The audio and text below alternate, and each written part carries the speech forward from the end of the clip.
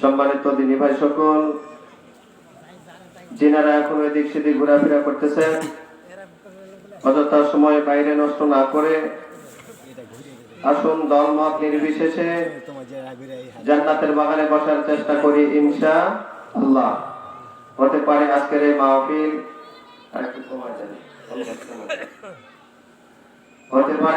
এই মাহফিল আপনার আমার জীবনের শেষ মাহফিল, যেটা বলেন ঠিক কিনা?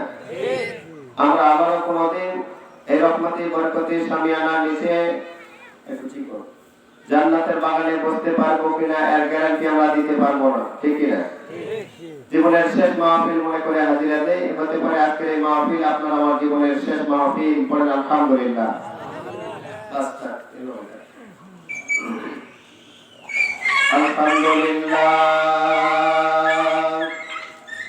আলহামদুলিল্লাহ নাহমাদুহু ওয়া নাস্তাঈনুহু ওয়া নাস্তাগফিরুহু ওয়া নাউযু বিল্লাহি মিন শুরুরি আনফুসিনা ওয়া মিন সাইয়্যাতি আ'মালিনা। মান ইয়াহদিহিল্লাহু ফালা মুদিল্লা লাহু ওয়া মান ইদ্লিলহু ফালা হাদিয়া লাহু।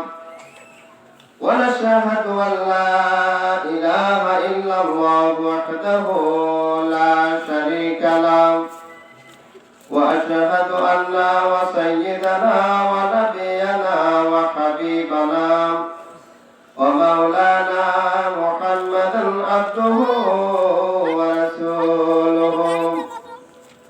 ফাকাদ ক্বালা আল্লাহু তাআলা ফি কালামিহিল মাজিদ ওয়াল ফুরকানিল হামিদ।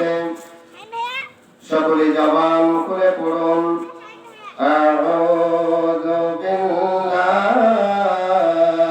মিনাশ শাইতানির রাজীম। বিসমিল্লাহির রাহমানির রাহিম। মিনহা খলাকনাকুম ওয়া ফিহা নুঈদুকুম ওয়া মিনহা নুখরিজুকুম তারাতান উখরা। সাদাকাল্লাহু মাওলানাল আযীম। ওয়া আন ফাদলা ইবনে উবাইদ রাদিয়াল্লাহু তাআলা আনহু আন্নাহু قال قال رسول الله صلى الله عليه وسلم الله أشد أذنا إلى الرجل الحسن صوت بالقرآن صاحب القينة إلى التينته. رواه ابن ماجه. أو كما قال عليه الصلاة والسلام إن الله وملائكته يصلون على النبي يا أيها الذين آمنوا صلوا عليه وسلموا تسليما. اللهم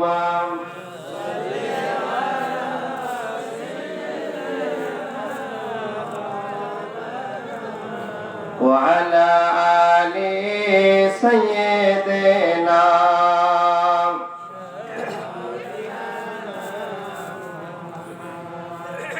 নবীর উপরে দরুদ পড়লে কি গুনাহ হবে ভাইয়া?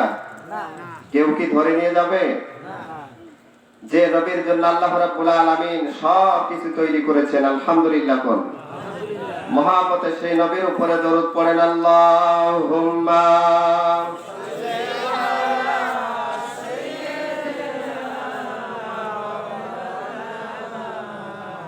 ওয়া আলা আলি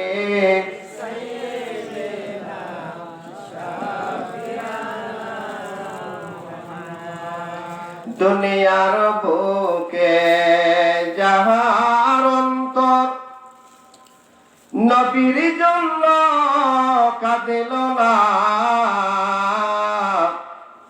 কাল হাসর মাঠে সেই নবীর সঙ্গে দিদার মিলবে না। আল্লাহুম্মা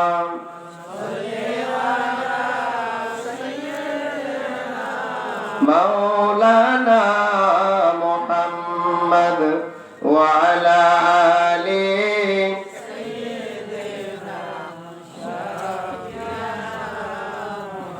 ওরে মরে গেলে যখন আমি হয়ে যাব লাশ,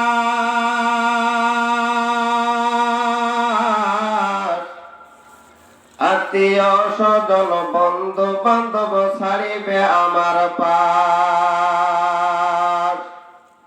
কেউ বলবেন বাস কাটো অতি তাড়াতাড়ি,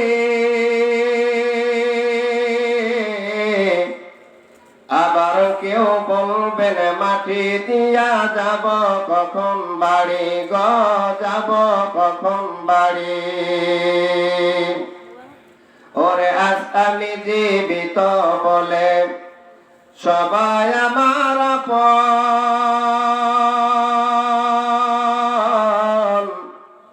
ওরে মরণ কালে সাথী হবে আমল আর এই সাদা কাফন। কালেমা পড়ুন লা ইলাহা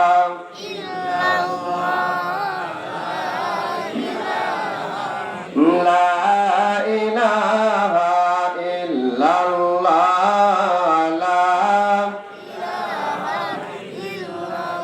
मैं आशिक मौला मेरा इसके निजाला, मैं आशिक मौला मेरा इसके निजाला। ओरे जुमला जहाज़न के ते जल्ले से उजाला। कलमा पढ़ो ला इलाहा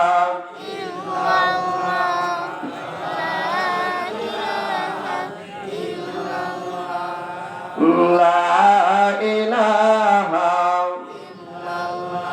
अगर गीते सारा सरबार गिरा चरगे मको बेला हरगे जन मेरा, अगर आलम सारा सरकार बसर दिले आशे के गोल गुलजार बसर। कलमा पढ़ो ला इलाहा ला इलाहा इल्लल्लाह मुहम्मदुर রাসূলুল্লাহ সাল্লাল্লাহু আলাইহি ওয়াসাল্লাম।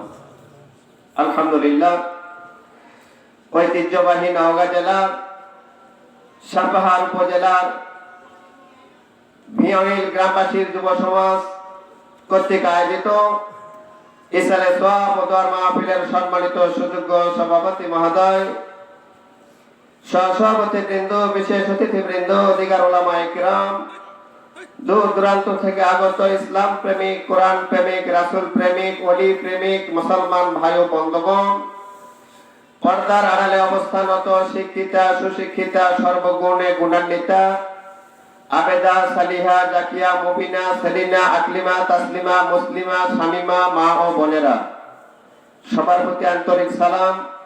আসসালামু আলাইকুম ওয়া রাহমাতুল্লাহি ওয়া বারাকাতুহু। আজকে জান্নাতের বাগানে বসতে পেরে আপনারা খুশি না বেজার? খুশি।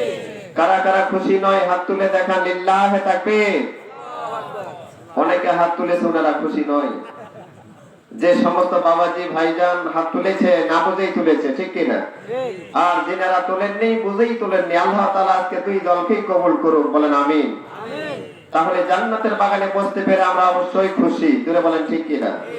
তাহলে এই খুশি ভরা চিত্ত নিয়ে আপনার আমার উচিত সেই মনিবের দরবারে শুকরিয়া আদায় করা, যে মহান মনিব অত্যন্ত দয়া করে মায়া করে বিভিন্ন জায়গা থেকে ফারাক করে আজকে গভীর অন্ধকার রজনীতে অল্প কিছু সময়ের জন্য হইলেও জান্নাতের বাগানে বসার জন্য কবুল করেছেন। সেই মহান মনিবের দরবারে উচ্চ কণ্ঠে আওয়াজ দিয়ে শুকরিয়া আদায় করে বলি আলহামদুলিল্লাহ, আলহামদুলিল্লাহ। লাখ কোটি দরুদ সালাম বর্ষিত হোক সেই নবীর উপরে, যে নবীকে আল্লাহ রাব্বুল আলামিন সর্বশ্রেষ্ঠ করে পৃথিবীর জমিনে প্রেরণ করেছেন। সেই ঈমান ও ইমারতের অতন্ত প্রহরী, আল কোরআনের জিন্দা সৈনিক, সেই নবীজির রওজা মুবারকে লাখ কোটি দরুদ সালাম বর্ষিত হোক। সকলে বলি সাল্লাল্লাহু আলাইহি ওয়াসাল্লাম। সম্মানিত হাজিরিন, এই কোরআনুল কারীমের আলোচনা, দ্বীনি আলোচনা, হাদিসের আলোচনা তাম পৃথিবীতে অনুষ্ঠিত হয় বা আমরা করে থাকি। এই মাহফিলগুলো সর্বস্তরের জনগণ, সর্বস্তরের মানুষের পছন্দ হইলেও এক শ্রেণীর মানুষের পছন্দ হয় না এমন মুসলমান আপনাদের এলাকায় আছে কি নাই? সব দিকে একই অবস্থা আছে, তবে দুই চারটা, সংখ্যায় অত্যন্ত কম, ধরে বলেন ঠিক কিনা? কোরআন মানুষ শুনবে, জানবে, বুঝবে, সবার এটা গ্রহণযোগ্য হইলেও সেই সমস্ত মানুষদের গ্রহণ হয় না, গ্রহণযোগ্য হয় না, তারা হলো মিস্টার ইবলিস সমতুল্য, ধরে বলেন ঠিক কিনা? আলোচনার শুরুতেই আপনারা একটা তাকবীর দেই ফ্রেশ হয়ে যান। লিল্লাহ তাকবীর, লিল্লাহ তাকবীর। আল কোরআনের আলো, সাবধান হয়ে যান, যেটা বলেছেন আর বলেন না, তার একটা কারণ আছে, বলবো কি? আজ থেকে 13,000 বছর আগে আপনার আমার নবী যখন এই কালেমার দাওয়াত নিয়ে মক্কা মদিনায় যখন এই দাওয়াতের কাজ চালু করে দিয়েছিল, আল্লাহ রাসূল যখন সেই সময় বলতো আল কোরআনের আলো, তখন আবু জেহেল বলতো মুহাম্মদ আল কোরআনের আলো তুমি ঘরে ঘরে জ্বালো। কারণ আবু জেহেল জানতো আল কোরআনের আলো যদি বাইরে জ্বালতে দেওয়া যায় তাহলে আমার চেয়ার টিকে রাখা মুশকিল, ধরে বলেন ঠিক কিনা? হয়তো আপনাদের এলাকায় আনিসুরকে আর দাওয়াত দিবেন কিনা জানি না, কিন্তু আজকে যেহেতু সুযোগ পাইছি কিছু কথা বলবো ইনশাআল্লাহ। তাহলে এই সর্বস্তরের জনগণ সবার পছন্দ হইল, ওই সমস্ত মানুষদের এই মাহফিলটা পছন্দ হয় না। বলছিলাম, আমি বললাম আল কোরআনের আলো, আপনারা বললেন ঘরে ঘরে জ্বালো, তাহলে ওই আবু জেহেলেরটাই রিলে করে শোনানো হইল। মুসলমানদের স্লোগান হবে আল কোরআনের আলো, আপনারা সর্বপ্রথমেই জবাব দিবেন নিজের দিলে দিলে জ্বালো। কোরআন আগে নিজের দিলে জ্বালা দরকার আছে না নাই? বাড়ির মধ্যে অনেক জ্বালাইছেন, আগে নিজের দিলের ভিতরে কোরআন জ্বালানোর দরকার আছে। এরপরে স্লোগান হবে আল কোরআনের আলো, সংসদে জ্বালো, আল কোরআনের আলো সারা বিশ্বে জ্বালো। বলতে পারবেন তো ইনশাআল্লাহ? তাকবীর, লিল্লাহ তাকবীর, আলহামদুলিল্লাহ। সম্মানিত দিনী ভাই সকল, জান্নাতের বাগানে বসার মতো সুযোগ সৌভাগ্য সবার ভাগ্য হয় না, ধরে বলেন ঠিক কিনা? আল্লাহ রাব্বুল আলামিন যাদেরকে ভালোবাসেন, যাদেরকে কবুল করেন, তারাই জান্নাতের বাগানে বসার সৌভাগ্য লাভ করে, পড়েন আলহামদুলিল্লাহ। ছোট্ট একটা উদাহরণ দিয়ে মূল আলোচনায় ফিরে যাব। আপনাদের এলাকায় বকরি বা ছাগল আছে না ভাই? কি বলেন আপনারা? ছাগল বলেন না বকরি বলেন? দুটাই বলে থাকেন। এই বকরি বা ছাগলের গলায় একটা করে রশি লাগানো থাকে। এই রশি লাগানোর পরে আমি যখন বকরি বা ছাগলটা চারণ ভূমিতে ঘাস খাওয়ানোর জন্য নিয়ে যাই, রশির মাথায় এতটুকু সাইজের একটা বাঁশের টুকরা লাগানো থাকে, ওটার নাম কি বলেন? খুঁটা বলে থাকেন। কেন এটা লাগানো হয়? এর ফজিলত কি? যে যাতে করে খুঁটাটা মাটির জমিনে যদি আমরা গেড়ে দেই, এই বকরিটা কোথাও যেতে পারবে না, ওই রশি যত দূর এর ভিতরে সীমাবদ্ধ থাকবে, ধরে বলেন ঠিক কিনা? এক বুড়িমা চলে গেছে চারণ ভূমিতে বকরি বাঁধার জন্য, যায় মাঠে যে চিন্তা করতেছে, আল্লাহ বকরি তো আমি মাঠে গেড়ে দেব, এখন যে জমিনের অবস্থা, এতে ওই খুঁটাটা কি এমনি এমনি গেড়ে দেওয়া সম্ভব? ওই খুঁটার উপরে আরেকটা জিনিস যারা পিঠুনি দেওয়া লাগে, এর নাম কি বলেন? তাহলে খুঁটাকে জমিনে দাবাইতে গেলে খাটার দরকার আছে না নাই? মন খারাপ করতেছেন কি? তাহলে খুঁটাকে জমিনে দাবাইতে গেলে খাটার প্রয়োজন আছে। বুড়িমা চিন্তা করতেছে, আল্লাহ আমি তো খাটা তো বাড়িতে সারে আসছি, তাহলে এই খুঁটাটা কেমনে জমিনে আমি দাবাই দেব? এই চিন্তা চেতনা করতে করতে বুড়িমা দেখে ওই আশপাশে ঘুরতে ঘুরতেই মাঠের মধ্যে সুন্দর করে খাটার মতো সাইজের একটা মানিক মুক্তার দলা কুড়ে পেয়েছেন। আলহামদুলিল্লাহ কোন বুড়িমা হাতের মধ্যে নিয়ে বলছে, যাক আমি তো খাটা ছেড়ে আসছি, তাহলে এটা দিয়ে আজকে আমি খুঁটা পিটুনি করি। খুঁটা পিটুনি করার পরে বুড়িমা চিন্তা করতেছে যে আমাদের বাংলাদেশে তো আবার ওয়াজকবি আলাইহিস সালামের অভাব নাই, যেহেতু সিরা স্যান্ডেল পরে মসজিদে গেলেও কোনো গ্যারান্টি পাওয়া যায় না। জোরে বলেন, ঠিক বললাম না ভুল বললাম? বুড়িমা চিন্তা করতেছে এটা সুন্দর একটা খাঁচা, এটা যদি এই খুঁটার কাছে রেখে যাই এটাও থাকবে না, কেউ না কেউ চুরি করে নিয়ে যাবে, তাহলে আমি বাড়িতে নিয়ে যাই। বাড়িতে নিয়ে গেছেন। এরপরে আবার যখন সন্ধ্যা ঘনিয়ে আসলো, বুড়িমা আবার খাঁটা হাতে করে নিয়ে চলে গেছেন বকরির কাছে। খুঁটা পিটুনি করে নড়াই দিয়া খুঁটাটা জমিন থেকে তুলে নিয়ে বাড়িতে আসছে। খাঁটা এক জায়গার মধ্যে রেখে দিয়েছে। রাত যখন হয়ে গেল তখন দেখতেছে বুড়িমা ওই খাঁটাটা সুন্দর করে সৌর বিদ্যুতের মতো, কারেন্টের বাতির মতো সুন্দর করে বাতি সাপ্লাই দিতেছে। আলহামদুলিল্লাহ। কোন বুড়িমা চিন্তা করতেছে, আল্লাহ এটা তো ভালো জিনিস, এটা দ্বারা বাতিও পাওয়া যায়, খুঁটা পিটুনিও করা যায়। এখন বলেন বুড়িমা যদি জানতো যেটা পেয়েছে এটা হলো মানিকের টুকরা, 7 রাজার ধন সমতুল্য, বুড়িমা কি ওটা দিয়ে খুঁটা পিটুনি করতো? কি করতো?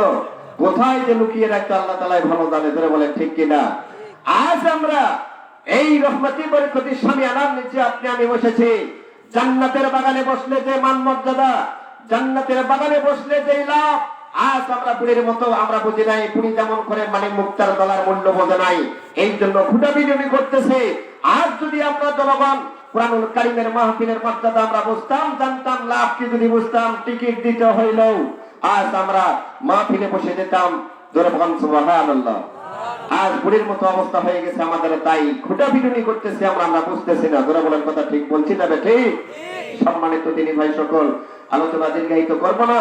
এই টানা 11 দিন ধরে মাহফিল, এর মধ্যে একদিন মাত্র রেস্ট হয়েছে।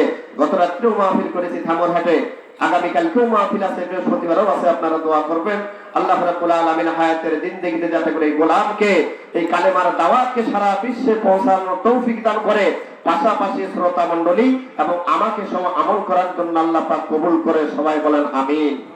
আসুন আমরা আলোচনা দীর্ঘায়িত ভূমিকা লম্বা না করে মূল আলোচনায় ফিরে যাই।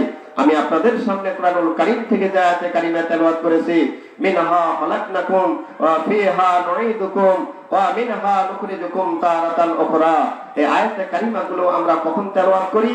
আপনার আমার মধ্যে থেকে, আমাদের বাড়ি থেকে, আমাদের গ্রাম থেকে, মহল্লা থেকে, পাড়া প্রতিবেশী থেকে, আত্মীয় স্বজন থেকে যখন কেউ কোনো ব্যক্তি মৃত্যুবরণ করে, আমরা তাকে সুন্দর করে গোসল দেওয়ানোর পরে, কাফন পরানোর পরে যখন কবরে সাহিত্য করে রেখে দেই, উপরে সুন্দর করে বাঁশ দেওয়ার পরে যখন আমরা মাটি দিতে শুরু করি, সেই সময় আমরা বলি মিনহা খালাকনাকুম ওয়া ফিহা নুঈদুকুম ওয়া মিনহা নুখরিজুকুম তারাতান উখরা। জোরে কোন সুবহানাল্লাহ। এর অর্থ কি? আল্লাহ পাক ডাকতে বললেন মিনহা খালাকনাকুম, আমি মাটি দ্বারা মানুষকে সৃষ্টি করেছি, ওয়া ফিহা নুঈদুকুম, আবার তাদেরকে মাটির ভিতরেই নেব, ওয়া মিনহা নুখরিজুকুম তারাতান উখরা, আমি আল্লাহ রাব্বুল আলামিন তাদেরকে আবার এই মাটির ভিতর থেকেই চিন্তা করব, পালানোর কোথাও রাস্তা নাই। ধরে কোন সুবহানাল্লাহ। মুসলমান ভাইরা রে আমার, গভীর মনোযোগ দিবেন, লম্বা করব না।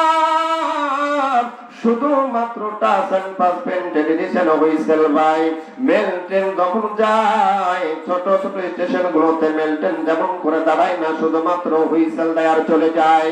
অনুরূপ ভাবে আমি আনিসুর রহমান আজকে সংক্ষিপ্ত আকারে আলোচনা করে বিদায় নিয়ে চলে যাব। ইমানদার ভাইরা আমার আল্লাহ রাব্বুল আলামিন ডাক দিয়ে বলে, বান্দা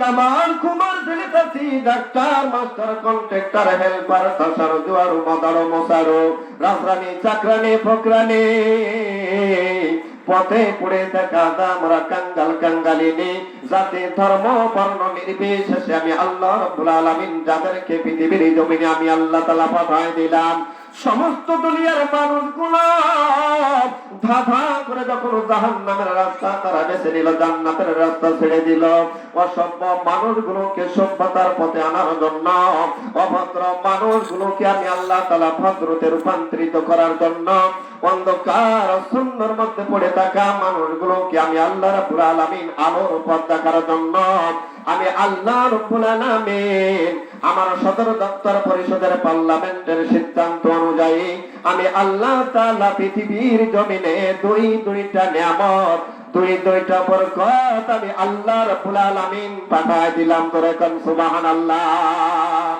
মুসলমান ইমানদার ভাইরা আমার, আল্লাহ রাব্বুল আলামিন কোন দুইটা জিনিস আপনার মাঝে আমার মাঝে পাঠিয়ে দিয়েছেন ভাইজান? আল্লাহ রাব্বুল আলামিন এক নম্বরে দিয়েছেন আপনার আমার মাঝে একজন শ্রেষ্ঠ নবী, আর দ্বিতীয় নম্বর আল্লাহ তাআলা ওই নবীর উপরে 30 পারা কোরআনুল কারীম নাযিল করে ধন্য করেছেন, তোরে কোন সুবহানাল্লাহ। আর আওয়াজ করে কোন সুবহানাল্লাহ। আমার বন্ধুগণ, আল্লাহর নবী সাহাবীদেরকে নিয়ে বাজান যখন পথ চলা শুরু করে দিল ভাই গো, একটা কবরস্থানের পাশ দিয়ে রাস্তা আল্লাহর নবী সাহাবীদেরকে নিয়ে যখন পথ চলা শুরু করে দিল, কবরস্থানের কাছাকাছি যাওয়ার পরে নবীজি ডাক দিয়ে বললেন, সাহাবীরা দাঁড়ায় যাও। সাহাবীরা সবাই দাঁড়িয়ে গেল। আল্লাহ নবী কবরবাসীদের লক্ষ্য করে চোখের পানি যখন তার পড়তে শুরু করলো, সাহাবীরা ডাক দিয়ে বলে, নবী গো, ইয়া রাসূলুল্লাহ, কবরবাসীদের পাশে দাঁড়ানোর পরে কেন আপনি চোখের পানি ছেড়ে দিয়েছেন? ইমানদার ভাইরা, আজকে কর্তৃপক্ষ আমাকে মৃত্যু সম্পর্কে, কবর সম্পর্কে আলোচনা করার জন্য বারবার করে আমার অনুরোধ করেছেন। ইমানদার ভাইরা রে আমার, আল্লাহ নবী সাহাবীদেরকে ডাক দিয়ে বললেন, সাহাবীরা আমি দেখতে পাচ্ছি রে, এই কবরস্থানের ভিতরে অনেক কয়েকটি কবরের ভিতরে দাও দাও করে আযাব হইতেছে, আগুন জ্বলে। আমার মন মানে না, আমি দেখার পরে কেমনে আমি নবী আমি ঠিক থাকতে পারি? সাহাবীরা আমরা আল্লাহর দরবারে দোয়া করে দেই, আল্লাহ রাব্বুল আলামিন যেন কবরবাসীদের আযাবগুলো maaf করে দেয়। ধরে কোন সুবহানাল্লাহ। আর আওয়াজ করে কোন সুবহানাল্লাহ। ওরে সাপে কাটিবে, দংশন মারিবে, করিবে হায় রে হায়, কবরের ভিতরে এত আযাব কেমনে সইব ভাই? কথা বলেন ঠিক না বেঠিক? ওরে সাপে কাটবে, দংশন করিবে, করিবে হায় রে হায়, কবরের ভিতরে এত আযাব কেমনে সইব ভাই? ধরে কোন মারহাবা। আমার বন্ধুগণ, আল্লাহ নবী ডাকতে বলতেছেন, সাহাবীরা আমরা আল্লাহ তাআলার দরবারে দোয়া করি, আল্লাহ রাব্বুল আলামিন যেন তাদের কবরে আযাবগুলো যেন maaf করে দেয়। ধরে কোন সুবহানাল্লাহ। এক পর্যায়ে নবীজি তাদেরকে সঙ্গে করে নিয়ে কবরবাসীদের জন্য দোয়া করেছেন। ইমানদার ভাইরা গো, আল্লাহ রাব্বুল আলামিনের দরবারে দোয়া মঞ্জুর হয়ে গেল। একটু পরে আল্লাহ রাসূলের মুখের মধ্যে মুস্কি হাসি হাসতে শুরু করলো। ধরে কোন সুবহানাল্লাহ। সাহাবীরা ডাক দিয়ে বলে, নবী গো, ইয়া রাসূলুল্লাহ, ইয়া হাবিবাল্লাহ, একটু আগে আপনার চোখের মধ্যে আমরা পানি দেখলাম, কিন্তু নবীজি গো, দোয়া শেষ করার পরে আপনার মুখের মধ্যে মুস্কি হাসি আমরা দেখলাম, আমরা কিছুই বুঝলাম না। আল্লাহ নবী ডাক দিয়ে বলতেছেন, সাহাবীরা আমরা দোয়া শেষ করার পরে আমি দেখতেছি আল্লাহ রাব্বুল আলামিন এই কবরবাসীর সমস্ত কবরে আযাবগুলো maaf করে দিয়া আল্লাহ তাআলা জান্নাতের বিছানা বিছায় দিয়েছেন। ধরে কোন সুবহানাল্লাহ।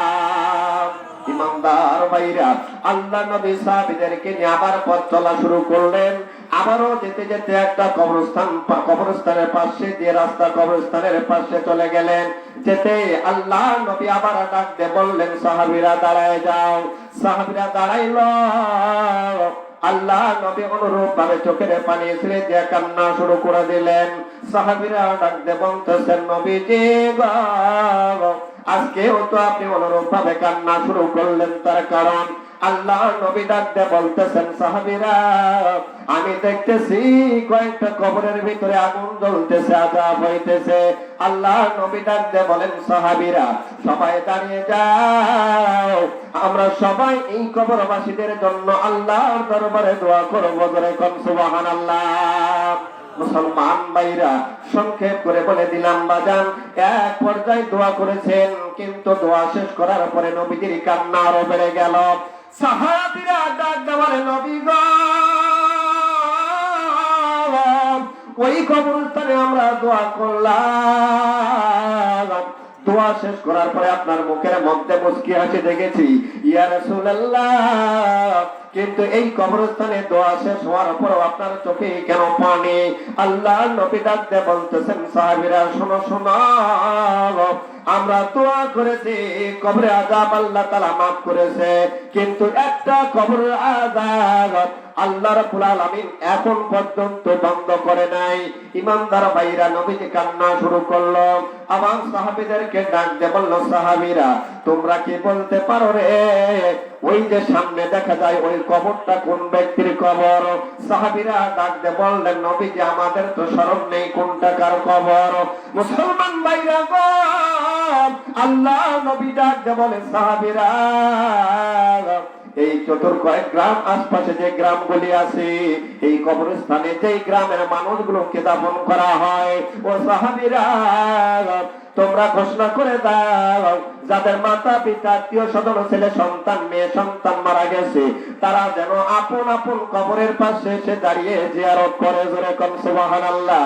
আল্লাহ নবী এই ঘোষণা কেন দিলেন? অর্থাৎ যে ব্যক্তির কবরে আযাব হইতেছে, ওই ব্যক্তির কবরের পাশে কে দাঁড়ায়, তার কাছ থেকে আল্লাহ রাসূল শুনতে চায়। জোরে কোন সুবহানাল্লাহ। মুসলমান ভাইরা গো, নবীজির ঘোষণা পাওয়ার সঙ্গে সঙ্গে মানুষেরা সবাই তারা জিয়ারত করা শুরু করে দিল।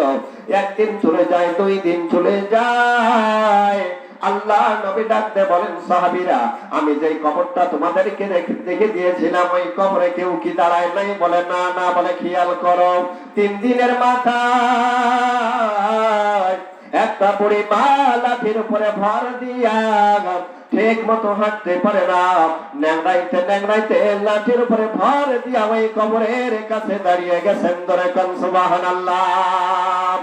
নবীর সাহাবীরা ডাকতে বলে, মা গো, ও মা, যেই কবরের পাশে আপনি দাঁড়িয়েছেন, মা গো বলেন তো, এই কবর যেই কবরের পাশে আপনি দাঁড়িয়েছেন, এই কবরের মধ্যে শুয়ে আছো, এই ব্যক্তি তোমার কে হয়? মা চোখের পানি ছেড়ে দিয়া ডাকতে বলতেছেন, নবীর সাহাবীরা আমি কবর জিয়ারতে আসতাম না, এই জন্য এসেছি। নবী তো ঘোষণা দিয়েছে তোমরা জিয়ারত করো, আপন আপন যাদের আত্মীয় স্বজন সন্তান আদি মাতা পিতা মারা গেছে তার কবরের পাশে দাঁড়ায় যাও। ও নবীর সাহাবীরা, আমার বাড়িতে কোনো পুরুষ মানুষ নাই, এই জন্য আমি হাঁটতে পারি না ঠিক মতো, তারপরও আমি জিয়ারত করার জন্য কবরের পাশে দাঁড়িয়েছি। নবীর সাহাবীরা ডাকতে বলতেছেন, বুড়িমা যেই কবরের পাশে তুমি দাঁড়াইলা, ওই কবরটা কোন ব্যক্তি, আপনার সম্পর্কে কে হয়? মা ডাকতে বলে, নবীর সাহাবীরা যেই কবরের পাশে আমি দাঁড়াইলাম, ওই কবরটার কারণ ওই কবরটা হলো একমাত্র আমার ছেলে সন্তানের কবর। করে কন্যার হাবা। নবীর সাহাবীরা এবার মহিলাটিকে তারা 2 হাতটা ধরে ফেলল, ডাকতে বলতেছেন, মা গো, কাঁদবেন না কাঁদবেন না, আপনি চলেন তো আল্লাহর রাসূলের দরবারে আপনাকে যেতে হবে। ধরে কোন সুবহানাল্লাহ। ইমানদার ভাইরা আমার, এইবার ওই মহিলাটাকে যখন নবীদের দরবার পর্যন্ত নিয়ে যাওয়া হলো, আল্লাহ নবী ডাকতে বলতেছেন, মা গো, মা বলেন তো আপনার সন্তান আপনার সঙ্গে কেমন আচরণ করেছে, কেমন কেমন দেখাশোনা করেছে? পুরে মা কান্না দাও দাও করে তার কান্না আরো বেড়ে গেল। আল্লাহ নবী ডাকতে বলতেছেন, মা গো বলেন না, আমি একটু শুনতে চাই। বুড়ি মা চোখের পানি ছেড়ে দিয়ে ডাকতে বলে, নবী গো, কি এমন দুঃখের কথা বলবো? আল্লাহ নবী ডাকতে বলতেছেন, মা গো আপনি বলেন বলেন, আমি শুনতে চাই। তোমার সন্তান কি এমন জমিনের মধ্যে কাজ করেছে যার কারণে আমি নবী দোয়া করার পর তার কবর আযাব আল্লাহ রাব্বুল আলামিন বন্ধ করে দেয় নাই? জনন্দ করি মা চোখের পানি ছেড়ে কাঁদে।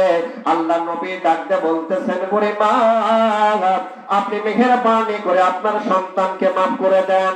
মা ডাকতে বলতেছে নবী গো আমি কিছুতেই আমার সন্তানকে মাফ করব না। আল্লাহ নবী ডাকতে বলতেছেন মা কি এমন কাজ করেছিল তোমার সন্তান?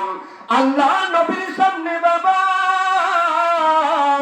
বুড়ি মা ডাকতে বলে নবী গো একদিন হঠাৎ করে আমার ছেলের সঙ্গে আমার কথা কাটাকাটি হয়ে যায়, এর ভিতরে রাগের বশীভূত হইয়া আমার সন্তান আমার পায়ের মধ্যে বাড়ি মেরে দিয়েছিল, যার কারণে আমি আজও জমিনের মধ্যে ঠিক মতো হাঁটতে পারি না।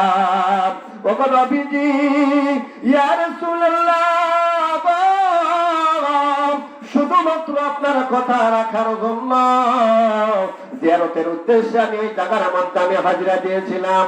আল্লাহ নবীও কান্দে, মহিলাও কান্দে। ইমানদার ভাইরা আমার, মা বাবার খেদমত করো ভুল করিও না। মারহাবা। মা বাবার খেদমত করো ভুল করিও না। কোন রকম মা বাবার মনে, কোন রকম মা বাবার মনে দুঃখ দিও না। মা বাবার খেদমত করো ভুল করিও না। মারহাবা। মা বাবা হলে রাজি আল্লাহ তাআলা হবেন খুশি। মা বাবা হলে রাজি আল্লাহ তাআলা হবে খুশি। আল্লাহর ওলি হইতে বেশি সময় লাগবে না। মা বাবার খেদমত করো ভুল করিও না। মারহাবা। তোমার জটিল শোক হলে মায়ের ডাকে আল্লাহর কাছে। তোমার জটিল শোক হলে মায়ে বলে আল্লাহর কাছে আমায় তুমি নিয়ে যাও গো সন্তান নিও না। মা বাবার খেদমত করো ভুল করিও না। মারহাবা। আমার বাবাজিরা আল্লাহ নবী ডাকতে বলেন মা তোমার সন্তানকে তুমি মাফ করে দাও, তাছাড়া তোমার সন্তানের কবরে আল্লাহ তাআলা আগুন বন্ধ করে দেয় না। মা ডাকতে বলতেছে আমার পেটের ভিতরে ভীষণ ব্যথা, আমার সোনার সন্তানকে আমি মাফ করতে পারি না। এক পর্যায়ে মহিলা মাফ করবেই না। আল্লাহ নবী ডাকতে বলে মা আপনি মেহেরবানি করে মাফ করে দেন। মহিলা ডাকতে বলতেছেন নবী গো একমাত্র শর্তে আমি আমার সোনার সন্তানকে আমি মাফ করে দিতে পারি।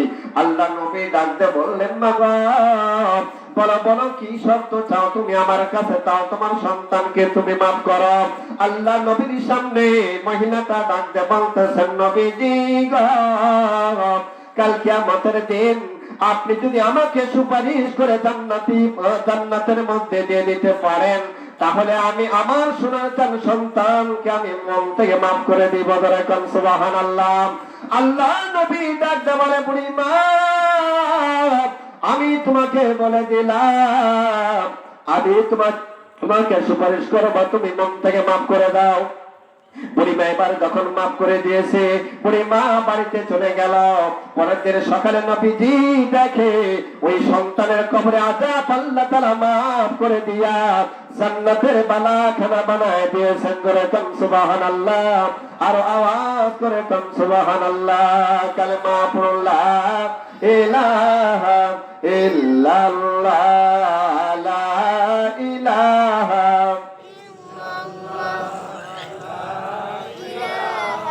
লা ইলাহা ইল্লাল্লাহ লা ইলাহা লা ইলাহা ইল্লাল্লাহ মুহাম্মাদুর রাসূলুল্লাহ সাল্লাল্লাহু আলাইহি ওয়াসাল্লাম। বেদাত হচ্ছেন কি আপনারা?